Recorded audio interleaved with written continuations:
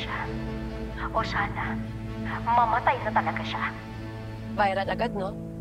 Dami talagang followers niyang Detective XY na yan, eh. Paano ba yan? Hindi ba natin mapipigilan yung pagkalat ng video na yan? Naawa na ako kay Pauline, lalo siyang nadidiin eh. Pati si nanay, tsaka si tatay. Actually, lahat tayo dito apektado. Bakit hindi kaya magpa-interview din kayo? May kilala akong content creator, tinatakan din niya family issues. Para magdepensa niya yung pamilya niya. Pati na rin si Colleen. Pwede siguro. Sige, paano pag lumaki yung issue? Pag sinagot kasi natin siya, yung Hazel, sasagot yan pabalik.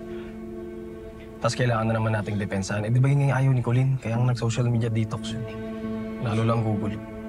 Paano yun? Hahayaan na lang natin yung impactang yung manalo. Eh parang hindi naman yata tama yung wala tayong gagawin, di ba? Hindi na kasi pag pinatulan natin yan. Kasi ano pinagkaiba namin sa kanya? Ang pwede lang natin gawin, kapitan ng totoo. Basta patunayan natin sa korte na walang kasalanan si Colleen.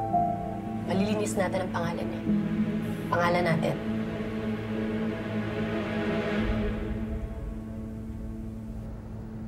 Ako nga dito ang biktima. Ako pa pinapalabas mo may kasalanan. Nakita niyo naman, di ba? Pinagtanggol ko lang ang sarili ko. Siya unang nanakit sa akin.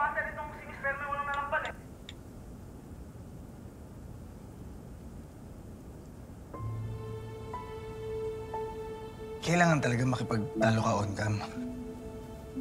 Mrs. Cruz, hindi ho kasi nakakatulong yung mga ganitong klaseng exposure.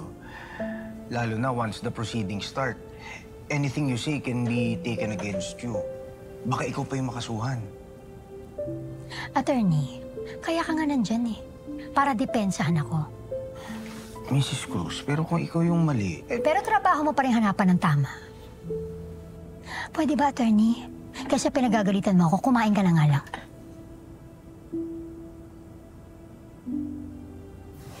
Sinasabi ko lang naman ho eh, mag-ingat po kayo sa mga galaw niyo. Ano ba kasing issue, attorney? Nakaka-stress na nga si Velma, dumadagdag ka pa. Babayaran naman kita kung magka-problema eh. Buti pa si Timo eh. Madaling mapasunod.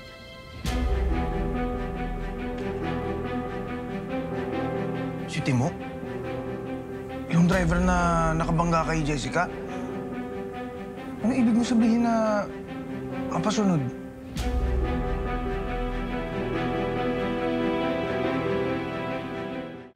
So, Mrs. Cruz, ibig sabihin tama ako all along? May ginawa ka talaga sa Timo na yun? Relax. Wala, attorney. Wala akong ginagawa. Ilang beses ko ba sasabihin sa'yo yan? Oh. Okay, sige, fine. Kung hindi ka naniniwala, wala akong magagawa. Pwede, umanap ka ng ebidensya kung gusto mo. Para mapatunayan mo yung haka-haka mo. Mrs. Cruz, I'm warning you. Kapag may ginawa ka talaga dyan sa Timo na yan at inalter in any way yung mga testimony niya, that's perjury. Hindi lang si Timo yung makakasuhan, pati ikaw. Let me also warn you. Hindi ako para pagalitan mo. Dapat pinoprotektahan mo ko. Make yourself useful. At hindi yung binubwisit mo yung araw ko.